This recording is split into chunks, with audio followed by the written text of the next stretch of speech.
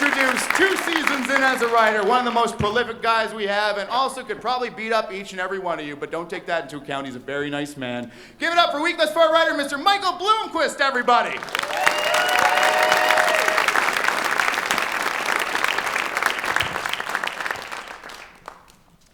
Ladies and gentlemen, it has been brought to my attention that I should start with a joke.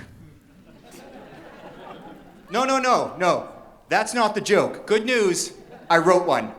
I wrote one this afternoon, and I have to say, pretty good. You guys are in for a treat. But before we get to that, I just wanted to touch base on how excited we all are to be here tonight. Me especially.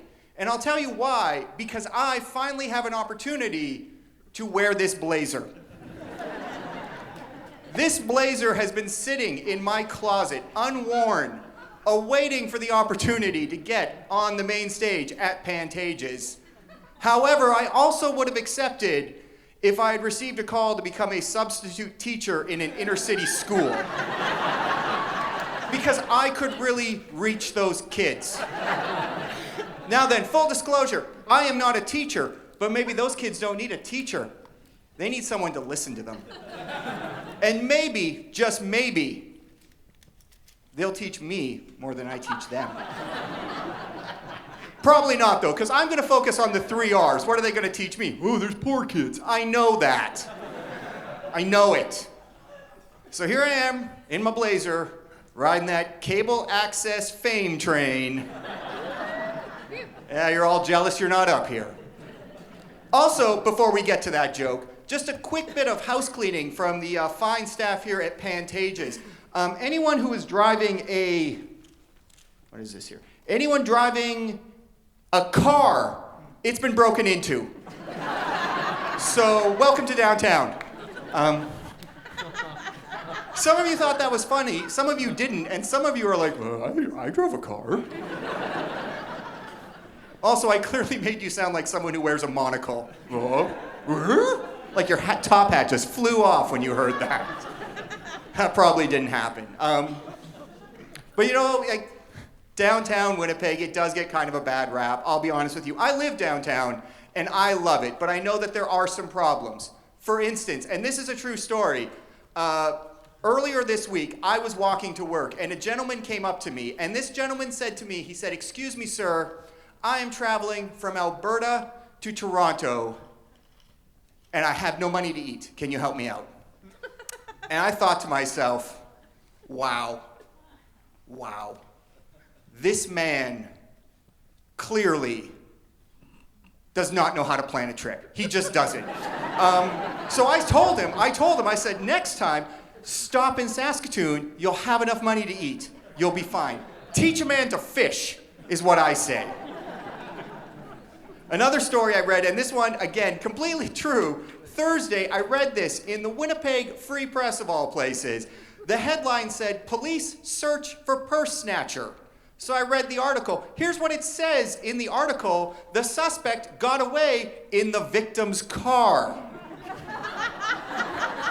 And I am not trying to diminish having your purse snatched at all. But I feel like that is the equivalent of, like, police are looking for a pickpocket, he murders his victims. I think they kind of buried the lead there a bit, is what I'm saying. And I'll tell you why. That is why I only read the Winnipeg Sun. Yeah, the Winnipeg Sun. I'll tell you why. Here's the great thing about the Winnipeg Sun. Getting your news from the Winnipeg Sun is a lot like getting your news from some guy who read the paper like 10 hours ago, and he's trying to tell you the news as best as he can recall. But he's just a little drunk and a teensy bit racist.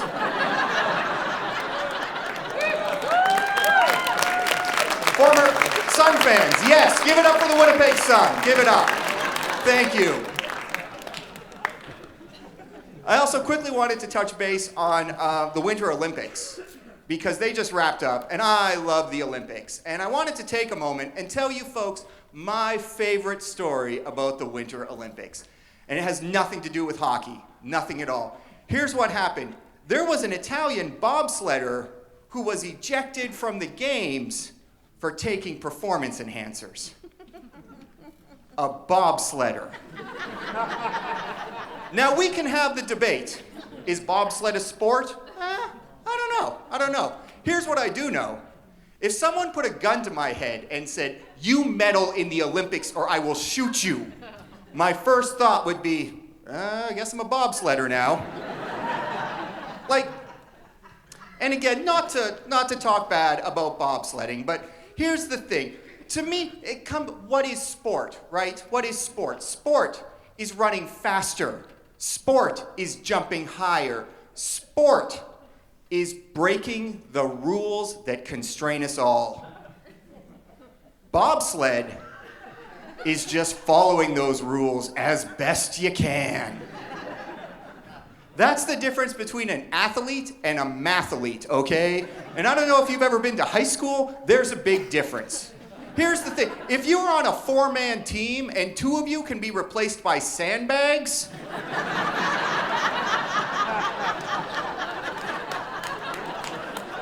I question if you're an athlete, I'm sorry.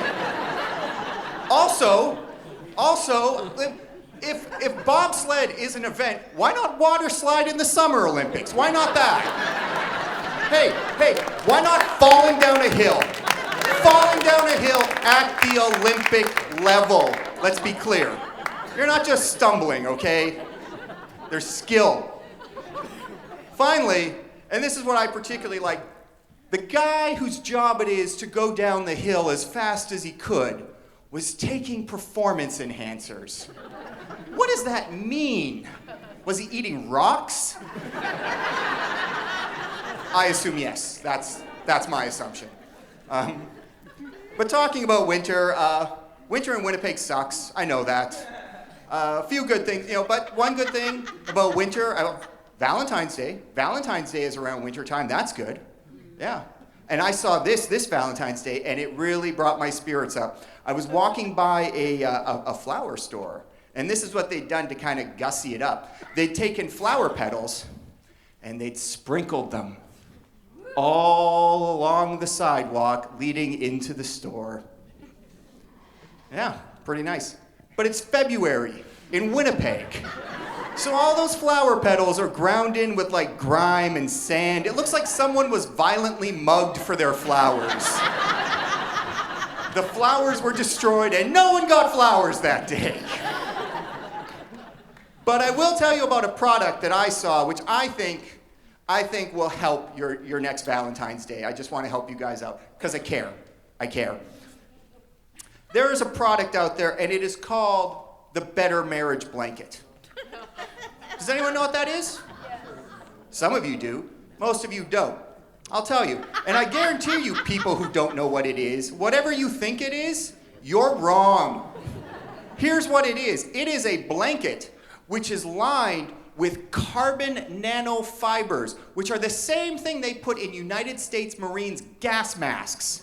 This blanket is lined with those, so if while you are sleeping, you pass gas, it does not escape into the air, because that would be gross.